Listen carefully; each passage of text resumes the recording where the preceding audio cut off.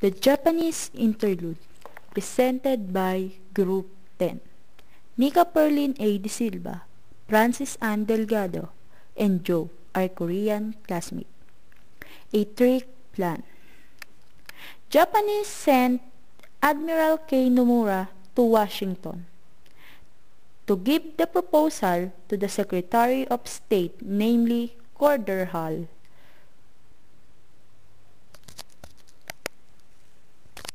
Corderhall is the Secretary of State. He accepted the proposal of the Japanese people because he wants to stop the war between the American people and the Japanese people. But suddenly, Pearl Harbor.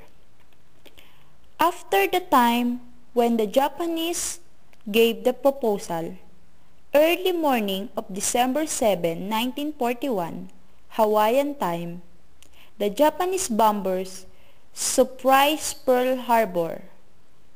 They bombed it and made the American people declare war. The offensive attack of Japanese people to the Philippines.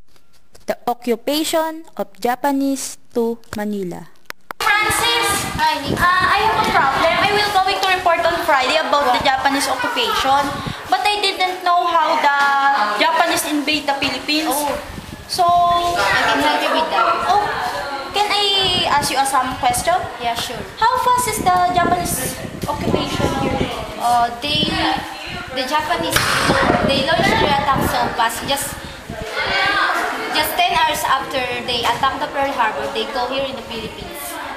So what place here in the Philippines that they attack? Like Clark Field in Pampanga, Lingayen, and Apari.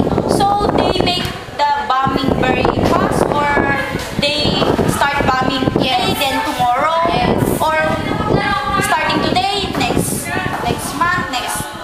So it's very fast. Okay, thank you. And how about the open city? Because I heard that they declare Manila as an open city. Why did they do that? So that the Manila will be spared from the further destruction from the Japanese. Okay, thank you, Francis. It will help my report. Quezon in Corridor. General MacArthur, one of the greatest generals in the Japanese-American War, think that the only way to save his army was to retreat to the Bataan. Bataan is a very great place to hide. There is only one-way entrance and one-way exit. On December 30, Quezon took his oath as the new president of the Commonwealth Republic. This is the end of his first term and the beginning of his second term. Death March is the hardest punishment given by the Japanese government. The people need to march from Bataan to San Fernando, Pampanga under the tropical sun.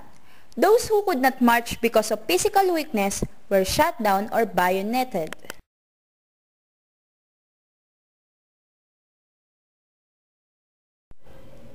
Japanese people reorganized the government of the Philippines. Starting today, the American occupation was ended. The Japanese government want the Filipinos to emancipate the Philippines. The inauguration address of Jose P. Laurel.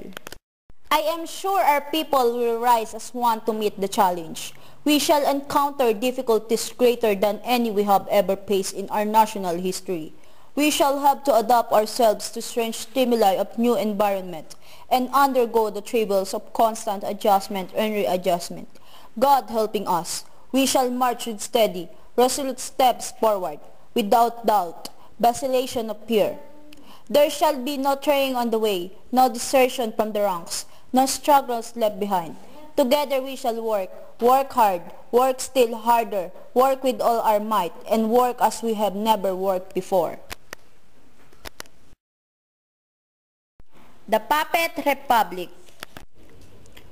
On the Puppet Republic, the Filipino always follow on what the Japanese say. They just say yes, and they didn't say no.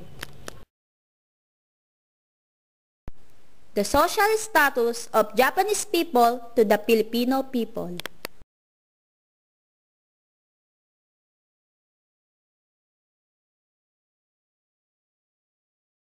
The culture that we learned from the Japanese invasion. The culture that we learned from the Japanese invasion are the food. We know that food from the Japanese people is very delicious. We also learn how to use samurai and the use of their national language, Nihongo.